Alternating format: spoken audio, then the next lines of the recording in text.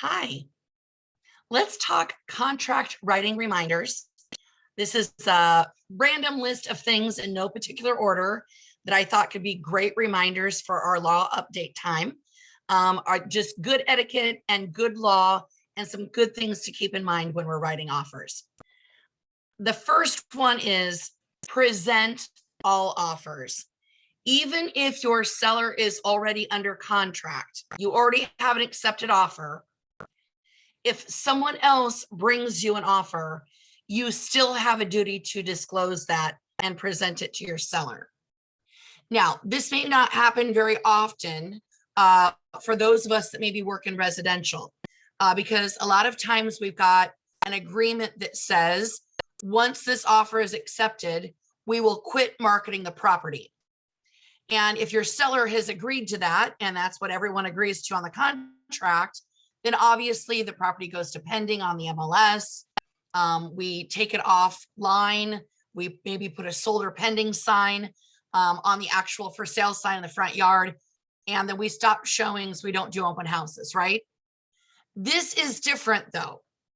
If for some reason someone just writes you an offer sight unseen or writes an offer because they saw it previously, even though it's gone pending, if someone writes the offer, you still need to present it to the seller.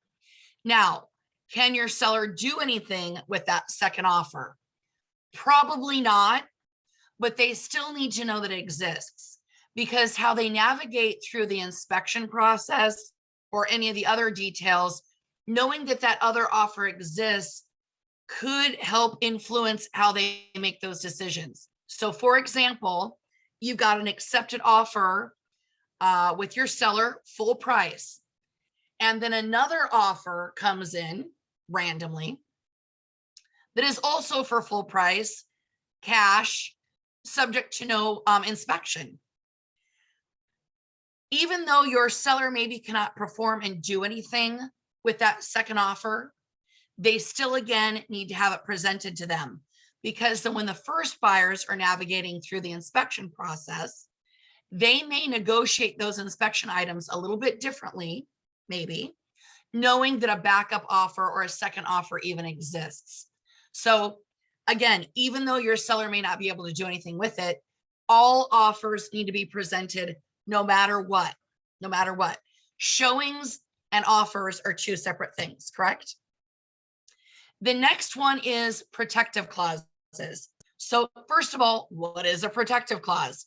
And I'm sure, as we all know, a protective clause is that little part of our listing agreements that says, if at any time after the listing expires, the seller decides to sell the property to a buyer that was identified during the listing agent's marketing time, that seller will still agree to participate with you and pay a commission. It protects the broker so that that seller isn't down the street from your open house flagging all the buyers that came through saying, wait 6 weeks and I'll sell it to you directly and save you money. We'll cut out the agent and not pay commissions. It's what prevents that from happening. So there's three key things that we need to make a protective clause work. Number one, this broker protective clause has got to be a part of the original listing agreement. And guess what? I've never seen a listing contract in my experience that didn't already have it pre-written in there. Okay, so that you should be good on. The second part is it's got to be for a certain length of time. It's got to have a deadline in there. And I think a lot of agents that I've polled and spoke to, they're maybe using a time of 180 days, 180. But I've also seen them for 30, 90. It's really up to you and what you negotiate with the seller. It's technically a negotiable item. But again, I do see a lot of 180 days. You just need a number though. The third and critical part that I think oftentimes gets missed, skipped, or forgotten is, in order to protect those buyers, you've got to give a list of them to the seller prior to the listing expiring. So listing expires, and then a week later, you turn in those names to the sellers, you're no longer protected. So the key is, the first two things in the listing agreement and the time, you're probably covered on those. It's pre-printed in our documents. The key is, if you really are going to want to protect a list of buyers, get that list of buyer perspectives to the seller prior to expiration of the listing. Now, right now, it is 2021, and we've had a lot of multiple offers and a lot of properties selling and not sticking around. So you maybe have forgotten that you even need this clause, but it doesn't mean that it isn't still important. And it doesn't mean that you aren't going to need to know this knowledge in a different market. I have seen a little bit, and I don't know what you're seeing in your market or from your perspective, but I do see that there might be a few sellers that in a market like this where prices have gone up, up, up, competitive, some sellers have maybe gotten a little liberal with that and have tried a purchase price that's still maybe a little bit more than what they should have. So we do still have listings expiring, maybe not as many as an average market, but we do still have them happening. And I know a lot of times some listings, maybe at that executive level, they take a little bit longer to sell. There's not a bigger buyer pool for them, or as big as our average sales price of maybe 2 to 225. So sometimes those executives take a little bit longer. We're waiting on a job offer, a transfer, or to sell another luxury home in order to perform on this one. So sometimes those are ones that, again, you should do standard practice with every single one of your sellers. But I know that that's a time that sometimes I've seen them most utilized. Next is quit claim deeds. A lot of us, I think, pronounce it quick claim deed because it is a quick, very quick way to add someone to title, or a quick way to get them off. The real word is quit. So a lot of times these are used in a divorce where we're trying to get one of the divorcing spouses off title. So think, I quit you, we're getting divorced, now get off title to the house. Okay. That's oftentimes, I think, where we're seeing these used. But every once in a while, we've got someone who uses it inappropriately, such as a townhome owner who is not allowed to rent their unit. They try to circumnavigate those HOA covenants of no rentals by adding these fake renters on to the title, so it looks like they're an owner. We've had several of these instances, and I can't decide if that's genius or the worst idea ever.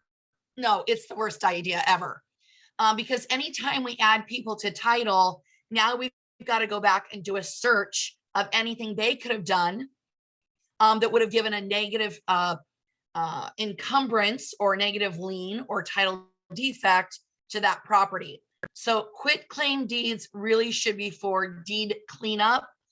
Every once in a while we see it where children are maybe added to a parent's title so that they can help make decisions in case one of them goes to a nursing home or we need to sell the house to cover medical care.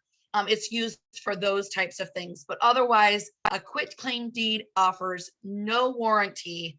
So adding it means you're adding a person to all the responsibilities of all the debts and encumbrances that might come along with that property. So use carefully. The next one is agreements to leave the property active. I mentioned this just a little bit ago, and I know some agents and sellers are worried, they've sold the house. Now we go through the inspection period. What if the deal falls apart? Can we leave it active through the inspection process? Or can we leave it active until we get the earnest money? You've got to do whatever your parties agree to and whatever is on the contract. You don't make that decision. Clients do. Buyers and sellers make that decision. And you've got to honor that and then have it in writing and have it signed. So if that is what they agree to, you can leave it active, accepting backup offers and showings. Otherwise, I think a lot of purchase agreements that we're seeing have a pre-written agreement in there that says once this is accepted, the seller agrees to take the property to pending and no longer market the property to the public, something like that. So again, that's not a your decision. I know that you're probably doing it to protect your seller from heartache. But at the same time, we've got to do what our clients agree to. The next one is earnest money is not the only punishment. And I wrote this meaning that a lot of folks think that when a deal falls apart or a buyer changes their mind or just randomly decides to walk, away from the transaction, they're just going to leave their earnest money. And that is not the only punishment. If a seller or and buyer mutually agree, that means they've also got to, if they mutually agree to end the contract, that's one thing. Now they've got to mutually agree what happens to this earnest money. Those are two separate decisions. And if a buyer were to just randomly walk away from the transaction, change my mind, go ahead, seller, keep the earnest money. Go ahead, you can keep the $500 earnest money check. Sorry, we changed our minds. No. They might be up for the option of losing their earnest money. Absolutely. But a seller could still sue them for damages. It's called a suit for liquidated damages. And I know sellers that maybe they did inspection repairs based on what that buyer requested and they agreed to. And now 3 days before closing, buyer gets cold feet, doesn't want to close. I've seen sellers be able to go after the buyers and recoup the money that they spent on those inspection items because they just randomly walked away. So this is the time where you're probably not going to be making these decisions. You might be able to get something worked out so that everyone's happy if a deal really falls apart. Otherwise, you're probably looking at talking to an attorney or talking through the mediation process. But bottom line, earnest money is always the gamble, right? But there could be more than that. It's not the fail safe. Okay. There could be other things that come up that they could ask for damages above and beyond. Purchase agreements should not include commissions. So the law specifically says, as I read it, that if you're going to ask for commission dollars to be paid to you, that should be on a commission agreement, separate from the purchase agreement. In other provisions, we shouldn't be putting seller to pay buyer's agent 3% of purchase price to buyer's broker at time of closing. That type of language on a completely separate document. It should not go on the purchase agreement. Now, I don't see this happening a whole lot, but I do want to mention it because what I do want to tie this to is working outside of your multiple listing service. So we're all maybe a member of a local board, for example, the Des Moines Area Association of Realtors. That's personally where I'm a member of. And being a member of that means that all of the listings on the multiple listing service in that association, I can see what they're going to pay for me as a buyer's agent to the broker or to my broker. When I'm listing properties, I also am putting an amount on there of the total commission I'm willing to share with a buyer's broker and their agent if they bring us an offer. That's what will be dispersed at closing. But let's say I go up to Ames, okay, which is a different MLS membership than where I am here, and I sell a property up there. Am I guaranteed to get paid? And the answer is most people are willing to, but if it's not in writing, the answer is technically no.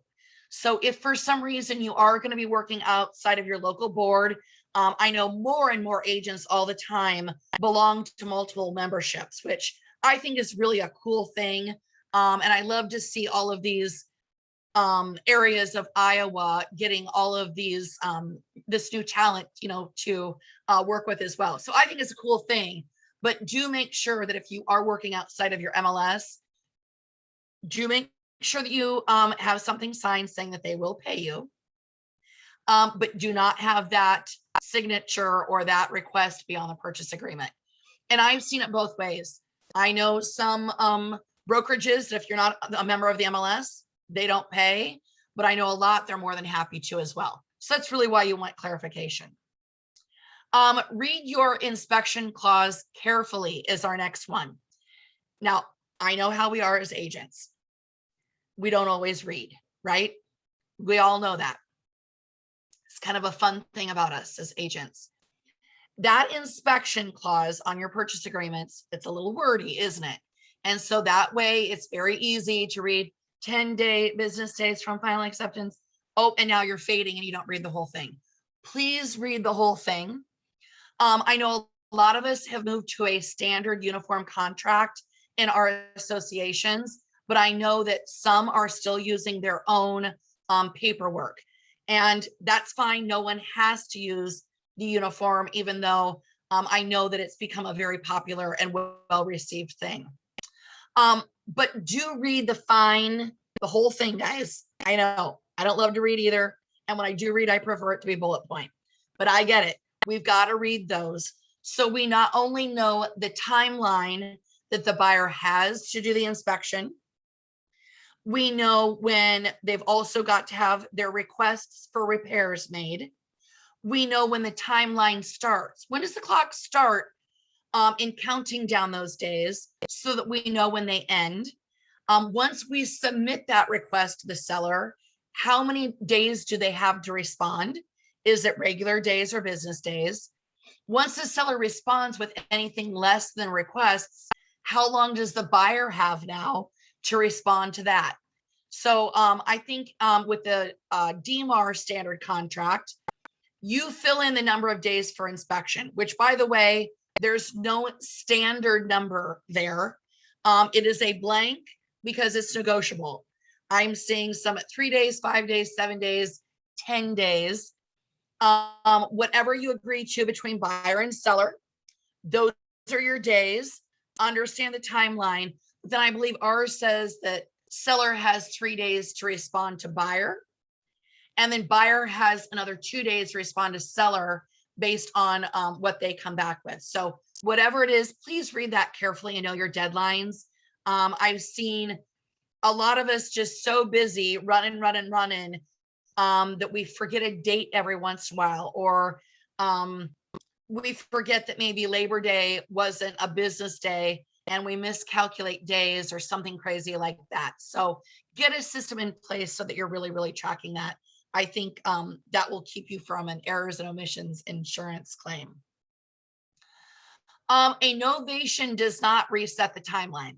So again, what is a novation? So a novation is a new rewritten contract. Why would you need a novation? Well, back in the day, we used to not have all these fun tools, right, of dot loop and e-signatures. And we literally had paper purchase agreements that were triplicate copy. You used a hard ballpoint pen, right? And you'd write out your offer. Your buyer would sign it. And then you'd send a fax of it over to the listing agent. And they would maybe cross out the price, put a new number, have their seller initial it, sign the rest of the contract, fax it back to you. Then you'd change it again, negotiate it back and forth. And by the time a deal was done, it was fax of a fax of a fax of a fax. And you send that off to the lender and they read it and they're like, what? What does this say? There's huge chunks of it that have just turned white, that are just a blur. And the lender says, I need a nice new clean copy of this. So you go back, you write a nice clean copy of it, send it over for the seller to sign, and then it doesn't have all that back and forth cross out. I think even though we've got these great digital signatures and quick to be able to put an initial on something electronically, every once in a while, if we've been crossing things out and initialing, it does get kind of hard to tell what was the actual final price that you agreed upon. So a lender may want a new, clean, Captain Obvious copy of what everyone's agreed to. That's a novation. You've not changed anything. no terms are different, but you've just basically written a nice clean copy. That doesn't mean that now that your sellers have come back in and re-signed it digitally and it's got a new timestamp on it, that changes the dates from the original contract, specifically around these deadlines for turning in earnest money and conducting the home inspection. Whatever you agreed to originally, those are all still the same dates. So even though you got it re-signed with a new date, the original date from when everyone agreed to the terms of that contract, that's the start time. A novation doesn't reset the clock. And we've had that happen a couple of times, I think recently, where that got a little confusing. Maybe a buyer then missed their deadline to submit requests. And again, an agent is left with the consequence of probably filing an E&O claim. So a novation is cleaning. It's not resetting the dates. Dower rights and who signs the listing agreement. Iowa is known as a dower state. And this is what we classically refer to as 1 to buy, 2 to sell. And if you've got maybe a single person who purchased a property and then they call you a few years later to sell it and they've gotten married, does that new spouse now need to sign the listing agreement? And best practices is yes, absolutely. Now they for sure will need to sign the deed to transfer it because again, they do have these dower rights. But of course, we like for them to sign a listing agreement as well, because that is the document that holds them accountable to sign the deed at the end. Because that if they don't, and they breach that listing agreement, we still have a way to recover commission dollars for our time and efforts. So best practices is have everyone that is a party to that transaction sign. Another one that we see is maybe one person in the marriage has the good credit and the good job, and the other one has maybe a good job or not, but they have not good credit. And we can't do financing with them. We can only do financing with one of them. So they were only one on the purchase agreement when it was purchased, even though they were married. When they go to sell it, though, again, both in the marriage and anyone else that has interest in the property, everyone needs to sign that listing agreement and then, of course, sign the deed at the end. Okay. Again, it's called dower rights. Next one is no net or auto renewal listings. What are these? A net listing would be when your seller comes to you and says, you know what, Amy, I just want to net $100,000 and be done with it. Then I take the listing and I list it for $135,000, keep the difference in the commission and give them their net of $100,000. That is illegal in Iowa because it does not disclose the purchase or the listing price, and it does not disclose the commission. And we need to disclose those things. That's in the best interest of protecting the public. So no net listings. Now, every once in a while, will you have a seller that says, man, I just want to net $100,000 for this property, whatever the number, and be done with it? Yes. But even though that might be your goal and something that you help them achieve, you still need to do the formula and calculate so that you're disclosing what the commission paid would be and what the list price would be. So you can help them achieve that goal if that's really what works for them. But again, we're letting them know the list price and the fee for your services. Now, what is an auto renewal? We probably aren't working with these a whole lot, but they kind of go together in the code. So I thought I would throw it in here. An auto renewal would be if we took a listing from, let's say, January 1st until June 30th with a 30-day notice, which means we're going to list the property January 1st to June 30th. But if the seller really wants that listing to expire on the 30th, they needed to give us a 30-day notice on June 1st. So what happens in that situation if they don't give us a notice until June 15th? Does that mean the listing goes until July 15th? Probably. I don't know. The reason it's illegal is that is a gray area. And believe it or not, even though the code can seem completely confusing sometimes, we really are working towards, again, protecting the public and avoiding any gray areas. And that's a gray area. So instead, we'll have a hard start time and a hard end time to the date on our contracts. And if for any reason a seller decides to extend that, we just do a listing extension agreement with the new hard end date. Okay. Again, probably not something that you're dealing with a whole lot, but if you've ever read that in the code, that is what it means. Always include dates of acceptance, expiration, or rejection. Exception dates were kind of spoiled with initials and signatures if we're using an electronic signature program like Dotloop or DocuSign, or something through Form Simplicity. I know a lot of you are using that. That automatically squeaks the date in there for us. And some of them are even time stamped. So we are a little spoiled, but we do still need to have them. That really does let us know the last known date of the last signature so that we can start calculating the dates that go after it, when earnest money deadline is, when inspection deadline is, and things of that nature. So if you're not using an electronic process, make sure that you get a date even on initials. That makes it that much clearer. Now, a date for expiration. This is probably going to be when you're writing an offer. And you know, the very last page, it says, if sellers do not accept this offer by blank, the offer becomes null and void, something close to that language. Make sure you are writing something in there. And I'm going to suggest you write a date and a time, not just a date.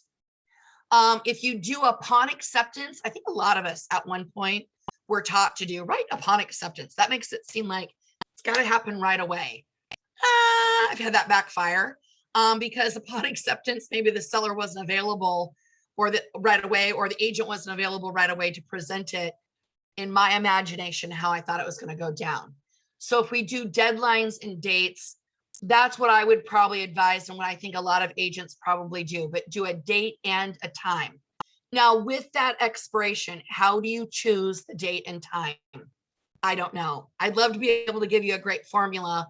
It is a blank space. So again, it's anything that's negotiable. But here's what I will say.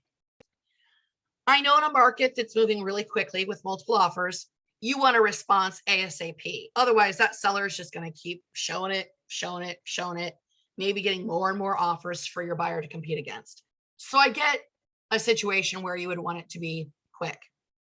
But I've also seen them written with a 30-minute response time.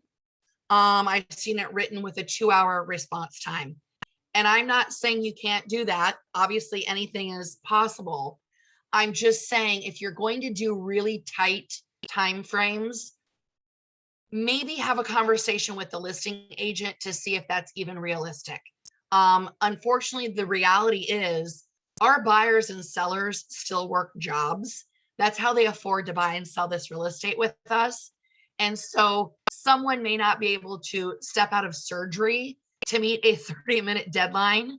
And I'd hate to think about the kindergarten teacher that steps out of finger painting class with kindergartners again, because they've got to review an offer and they leave 25 kids unattended. So I get what you're trying to do. Might make sense to have a conversation around that, whether it's really reality or not. And then if you still want to do it, fine. If you want to make another decision, fine. But at least do some due diligence around exploring your best option. The last one is rejection. A lot of times I think we're missing it, but on the very last page of a purchase agreement, and this is the truth for the DMAR standard contract that you might be working with here in the Des Moines Area Association of Realtors, but I think it's about on any other contract I've been able to see in the state. Signatures for the seller and buyer on the last page, right? That's the exciting part. And then there is a part there that the offer has been rejected, or that there's maybe a counter offer attached. Fill those out. If the offer has really been rejected, best practice, and I know I've missed it, and I'm sure a lot of people have missed doing this, but true form would be to have that checked as a rejection, have your seller sign and send back. In a market that's moving quickly with a lot of multiple offers, I don't know. I would love feedback on this. I'm wondering if buyers don't feel left in space when they try to do a highest and best. And then we, of course, call the winning bid, the winning offer first. And then how quickly do we notify everyone else? Do people feel like they're looming out there? So the rejection really does give notification to the buyer that their offer was absolutely 1000% presented. So going back to our first point, all offers need to be presented no matter what.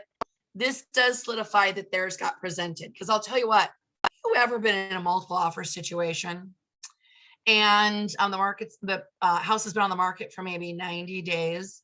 You write an offer and all of a sudden there's multiple offers, and your first instinct is, this seller's agent is lying to me. There is no way there is another offer. I think we've all been there. But if you do that formal rejection, then you've got confirmation that the offer was actually presented, and they didn't just present their own offer that they had written and leave yours because they wanted to try to do dual agency. It eliminates all of those questions. So consider maybe buttoning up that as part of your practice. I know that's one thing I need to probably work on. Include mortgage details such as IFA or other mortgage terms. So on our listings, we're putting what types of financing our seller is willing to work with: cash, conventional, FHA, VA, maybe a unique product like NFC, Neighborhood Financing Corporation, or USDA for communities less than 10,000. You can check whatever that they're willing to work with. But if there is some other attachment to it for grant money or another condition that's going along with that mortgage, please write that in the mortgage terms. There is nothing more frustrating than accepting an FHA offer, great, and then delaying closing because we still have to get through something through IFA and processed that we had no idea was happening on the seller side. And it maybe would have made a difference whether the seller accepted the offer or the conditions in which they accepted it. So make sure that if you've got those other, especially grant monies, I think is the big one, make sure that you're putting that as part of your mortgage terms. The bill of sale and personal items. Personal items do not go on an addendum or an amendment. Any addendum or amendment, that stays with the purchase agreement. So if you didn't put it under included items, and you saved it for an addendum, you basically did the same thing, right? Personal items need to go on a bill of sale. And that bill of sale is a separate contract than from the purchase agreement and all the addendums and amendments. Personal items can be sold for $0 or for an actual dollar amount. Again, we don't want them on the purchase agreement because then that means the appraiser has to take into the account the value of that pool table or the baby grand piano or the patio furniture or the sofa in the basement that we realize we cannot now get the sectional up the stairs. So again, the appraiser is not in the business of valuating your personal items. They're in the business of valuating the real estate. Most lenders allow appliances, basic appliances, because that's really common to go on a purchase agreement. Every once in a while, there is a lender, though, that asks the contract to be rewritten, those taken off and put on a bill of sale. And if you do that rewriting, keep in mind, if it's a novation, you're not restarting the dates. You're simply cleaning up that contract, again, as a lender request.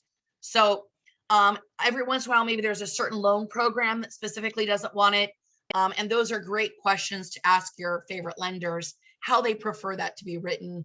So that's one less thing that needs to be redone as you're negotiating and processing a file. Appliances and warranties. Okay, be honest. Have you ever had to buy a refrigerator for a buyer, right? Or a warranty or another appliance that you thought was staying and then didn't? That's not uncommon. I want to say it's almost like a rite of passage, but I don't want to say that because, of course, I don't want you spending money on your mistakes or your E&O insurance. But the reality is sometimes we have a little bit of a brain gap, and we see on the multiple listing service that the seller is offering all the appliances or they're offering a home warranty. If it's on the MLS, does that mean it's going to happen at closing? No. Remember, the contract that's on the MLS for a listing, that contract is between the broker and the seller. Broker and seller. It's like an intention campaign. This is what we intend to include with the right offer. The reality is, if you want those things included or you want those things to stay, they need to be on the purchase agreement because that's the contract between the seller and the buyer. Okay. And, I think all of us have experienced a situation where no washer and dryer was supposed to be included, but your buyer asks for it anyway. The seller, because it's a good offer, agrees to leave it. You certainly would have written it in that instance when it wasn't included. So write it whether it's there or not. It's really the contract between the buyer and seller that count, of course. Use your broker's forms. Got a couple of things I want to say on this. One, your paperwork should match. You shouldn't be using some paperwork that's from another brokerage and some paperwork that's from your brokerage. Everything really should be on your broker's letterhead. And this one means don't just create random forms on your own that your broker knows nothing about. Brokers go through a lot of diligence with attorneys to make sure whatever stock documents they provide for their company actually do as they're intended and are written so that they get the right results and it protects our buyers and sellers. Okay. So use those forms. Don't just go off and create a new 8-paragraph form on your own without getting approval. And every once in a while, I've seen a disclosure about something that makes a lot of sense. Who owns the photos in a listing? What happens during a home inspection? Like, there's a lot of things I've read that make a lot of sense, but they do need to be approved by your broker and be a broker form. Okay. Number 2, I mean this lovingly. You maybe were employed by a broker that you loved their forms. And that's what you were used to using because you'd worked there for several years. Then you decide to go off and start your own brokerage, or maybe you decide to join another brokerage and now those forms are a little bit different. Probably not your best practice. I don't know if it's, I want to say illegally or unethically. Probably not your best practice to just take that form, cut off the old logo from the top and slap on your new one. Okay. There's a chance that your previous brokerage has some sort of copyright to that, or something like that. You could be setting yourself up for a little bit of a situation by just copying and pasting someone else's form. So I caution you with that. If you are switching brokerages and you had something in a previous brokerage that you really liked, let your new broker know, give them the idea. Maybe it's something that they would help you implement. If you're starting your own brokerage and you like some of those things, hire an attorney, get a new document drafted, or a really good source for documents in general. For those of us that are members of the Iowa Association of Realtors, Form Simplicity, I know, has a lot of great standard documents on there that might be able to help you out as well. And that's a free service as part of the membership. Dual contracts are illegal. So what is a dual contract? Well, according to the Iowa Code, it's when we write one offer that we present to the seller and one offer that we present to the lender. Why would you do that? Well, what could happen is we write one offer that the seller sees for $200,000. Then we write another offer that the lender sees for 250. And then our side agreement with that seller is they're going to let us keep the 50,000 in cash so that we can remodel the kitchen and bathrooms, right? Now, I know that there used to be some pretty unique things happening in the mortgage world, right? Prior to 2008. Really interesting. But I will just tell you right now, not only is that illegal according to the Iowa code, that is straight up mortgage fraud. I mean, straight up, okay? But in your real career, day to day, what happens when you got a seller that says, oh man, they want us to fix 9 things on this inspection, and that's a lot of stuff. Man, do you think they'd take $2,500? That check for $2,500 cannot go as cash from the seller to the buyer at closing. You may have a lender that says, as long as I hear no evil, see no evil, speak no evil, and I don't know about it, it's okay to do. Don't fall for that. If you've got an agent that's kind of bullying, like, come on, we do it all the time. We do it all the time. It's okay. Don't fall for it. Because if we bought the house for 200 and then we've got a side agreement that says we'll take 2,500 in cash at closing, did we buy that house for 200 like we told the lender? No. We bought it for 197.5, correct? So that technically, even though it's a small amount and not a big obvious amount, like my first example, it still is mortgage fraud. So what do we do with that $2,500? First option is reduce the price. That's not probably really going to help a borrower because it's not going to put cash in their pocket. It's just going to reduce that $2,500 over the life of their loan. Not always the favorite. The second probably go-to is just include it as closing costs. The problem is your lender only needs so much money for closing costs. So if you already had in the agreement $3,000 for closing costs, and now you're going to add another $2,500, you're asking for the lender to spend $5,500 in closing costs, and they may not need it. So any difference then that they don't need, that's like space money, right?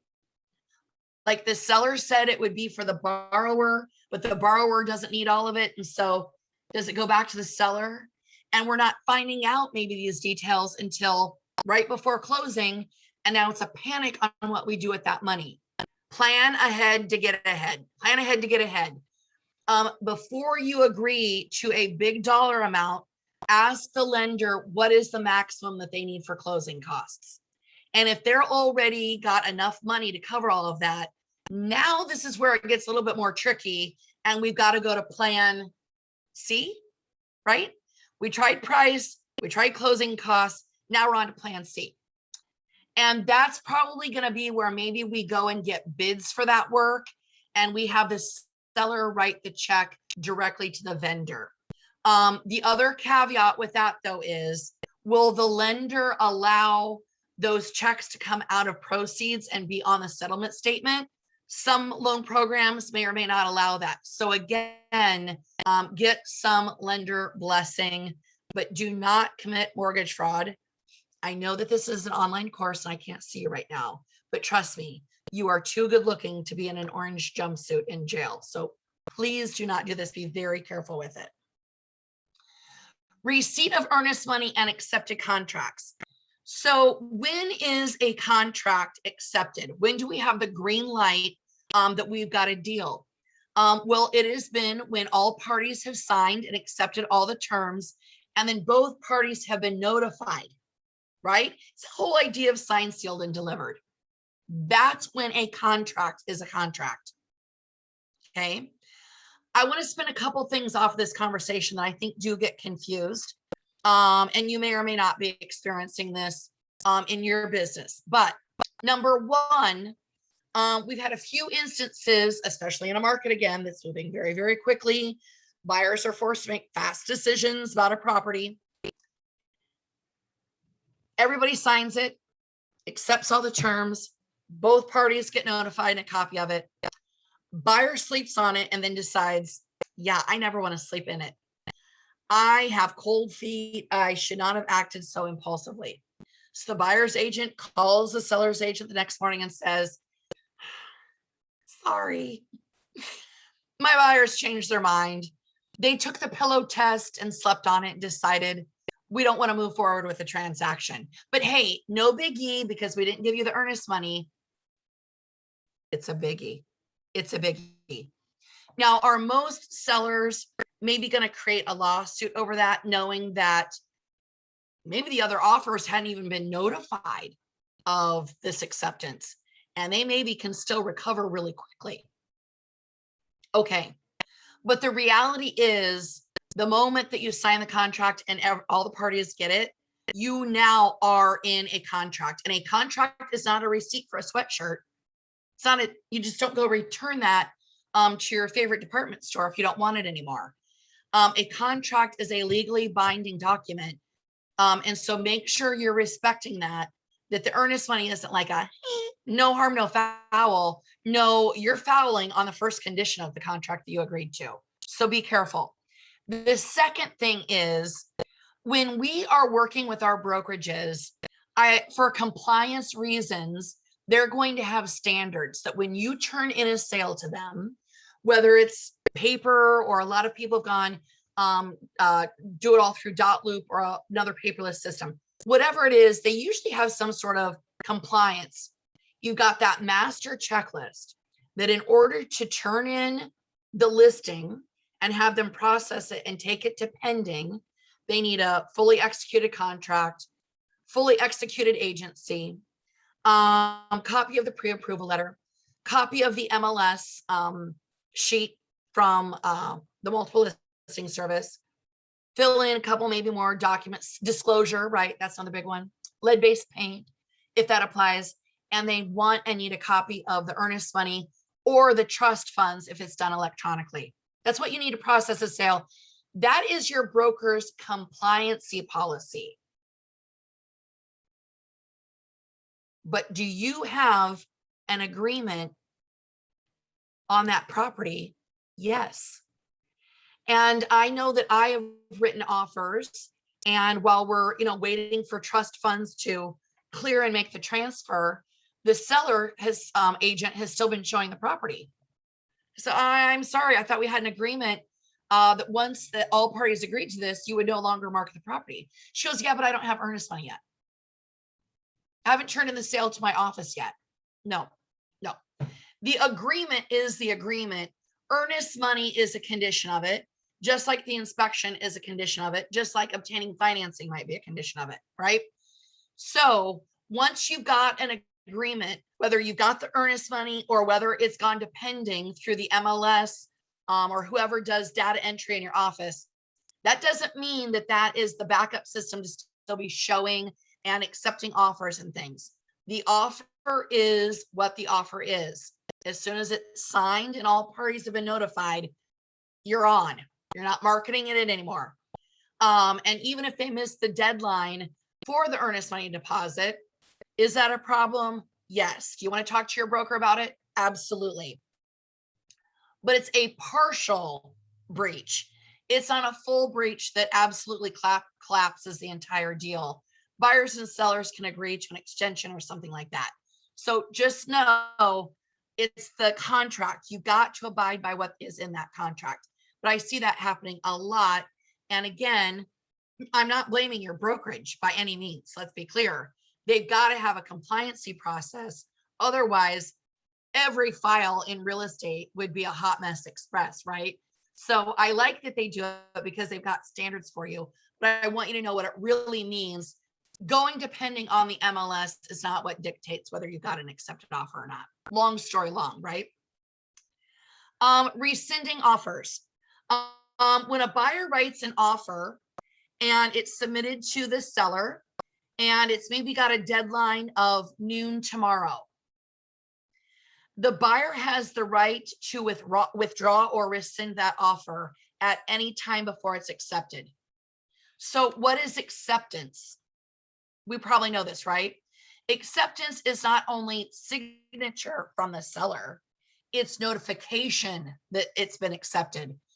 We've had a few times where buyer's agent has called the listing agent the next morning and said, I'm so sorry, buyer got cold feet, but because we don't have an accepted offer, we're withdrawing it. And the listing agent's like, oh, no, I've got it signed. I just hadn't sent it to you. Sorry, Charlie. That's not how it works. Great that you got it signed, but you did not do the important step of sending it back to the buyer's agent so they had notification of acceptance. So in that process, buyer gets to rescind the offer because they're the ones that gave notification first. And if there were any earnest money deposit, that earnest money immediately gets returned to the buyer. No signature needed for it because there was never an accepted offer. Okay. So this is why presenting all offers is the law. Presenting them presenting them promptly is a big deal. That's why you want it presented. And even though you've got until noon tomorrow, or maybe even noon the next day, that's why you really want to have time. Be careful with that. I know you're busy. Y'all are super busy selling real estate, but be mindful of that because any of those windows do maybe open up an opportunity for rescinding. Escalation clauses. What is an escalation clause? An escalation clause typically happens in a multiple offer situation, and maybe even a multiple offer situation where you've been notified that the seller wants highest and best offers by a certain deadline. I guess from a buyer's perspective, if you're going to write an escalation clause, one thing you might consider doing is talking to the listing agent to see if that's something that the seller even wants. It might seem like all sellers want an escalation clause where we've got a document that says the buyer will write $500 above the top offer up to $260, which means any offer up to $260, they'll go $500 more to $260,500, right? That's the clause that is escalating it, or the escalator. You might want to ask if a buyer would consider those. That might be an idea for you. I know it seems like the seller's going to want as much competition and anything, right, to drive the price up. That's my instinct. Yet I've learned much differently over the last couple of years that some sellers just don't like them. Maybe they don't understand them. They think they feel, is ooky a professional word to use with you right now? Like they just don't feel right. And I've had sellers that have said, we appreciate what they're doing, what they're trying to do, but we respect the buyers more that just came in with a hard number and were clear with their intentions. Those are the ones that seem like they're more intentional about writing an offer on this property. So it goes both ways, right? There's no one size fits all for it. So it might be healthy to ask, can I write an escalation clause? Will a seller accept it? I have started to see a few agent only remarks on the MLS that has said seller will not consider escalation clause. Please do not include one. I'll let you discuss that and make the seller make a decision for you on that, whether you should write that. The number one question I think we get is, are they legal? And they are legal to do. The problem with them is if they're not written correctly, they open up a lot of gray area. So the first thing I'm going to recommend you do, the Iowa Association of Realtors, if you go to their website, iowarealtors.com, they've got a legal section.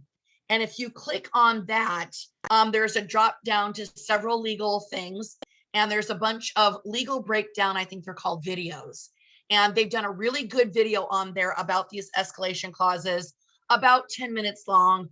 I'm going to absolutely recommend you guys take some time and research that. By the way, follow the Iowa Association of Realtors on Facebook if you don't already. They post them on there as well. Yes, they are legal.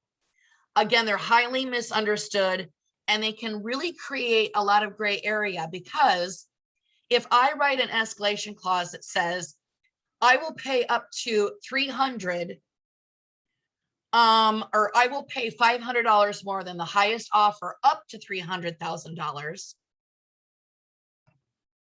Sounds great, right?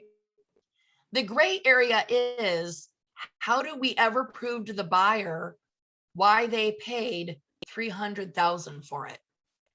Or did we just see that number as a listing agent and think we're going to counter them at 300 because we know that's their cap? What's the proof of the other offer that created the need to use your escalation clause? Was that other offer at 295? Was that offer legitimately at 300? Was it at 275? Like, all of a sudden there's this gray area. We don't know what instigated the need to use that escalator that you wrote as a part of your offer. So if you're going to write, again, that escalation clause, it might be healthy for you to consider asking for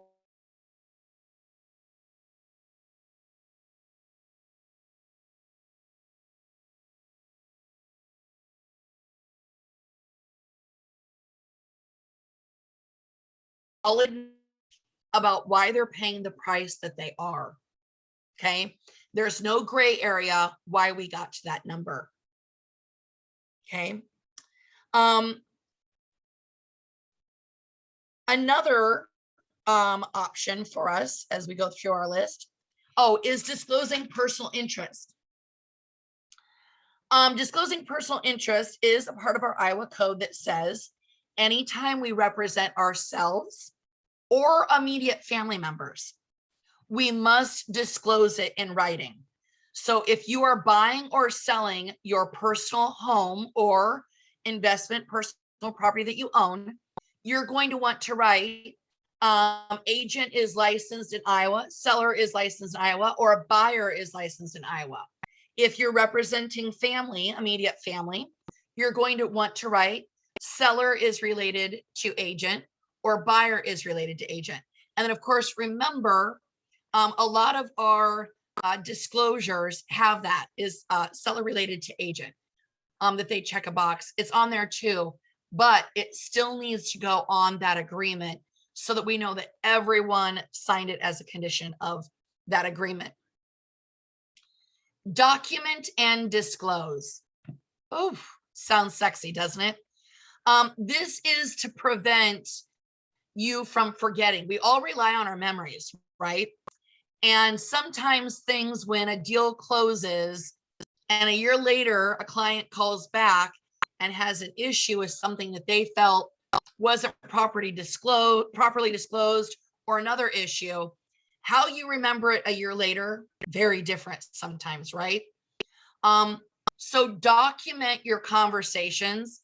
I know in your email platforms, conversations get saved together and you can go back and search conversations from years ago, probably like through your Google products, for example. However, I'm going to suggest you take it one step further. And any conversation that you have on the phone may be good practice to put it in an email and send it just as a review. And then in that email process, maybe do a print to PDF and either print it and put it in your paper file. If you're still kicking it old school and doing paper files, that's fine. We've got to keep those files for 5 years, by the way. Or if you're doing digital with, again, .loop, DocuSign, Form Simplicity, or something like that, throw that into that folder. Yeah, you maybe can find it later, but in the panic and stress of, oh gosh, someone's called with an issue and a crisis, you are going to think it is so much easier to just open up that file and find everything there in one spot. And you can create subfolders, right? Maybe it's just email conversations that you create as a subfolder, but document everything and then of course disclose it. There could be a whole class on just seller disclosures, right? But make sure that you disclose all those material adverse facts. And again, a material adverse fact would be anything that would influence the price, create structural damage, or create an environmental issue or an environmental hazard, something that would change a party's decision to go into contract or change how they wrote the contract. The big one we always have is water in the basement. That must get disclosed no matter what. And anytime I know that I've had a seller say, Amy, now I had one bat. Do I need to write a pest infestation?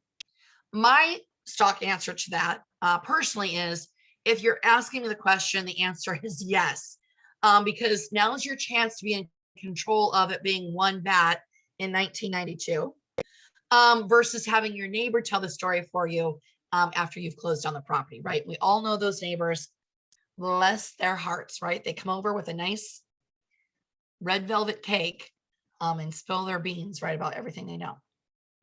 Let the client respond. Ooh, this is actually a big one for me. This one actually kind of strikes a nerve because I really do think we've got a little bit of a situation where agents are making too many decisions for their clients without discussing it. And one, this is probably a technicality and it's kind of an Amy Schaefer bug. But whenever I submit an inspection addendum and the seller's agent automatically comes and wants a copy of the inspection report, is that technically a counteroffer? I mean, as an attorney, because I'm not an attorney, I'm not going to specifically answer that, but it makes my bells go off. Are you just asking that as your standard practice? Or did that request really come from your seller? Things need to come from your clients.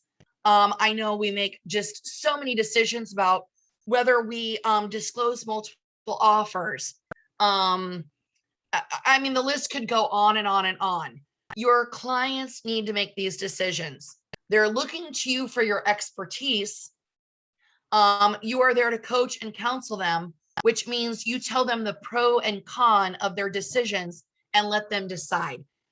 That puts the decision making on their part, and it kind of reduces your liability, right?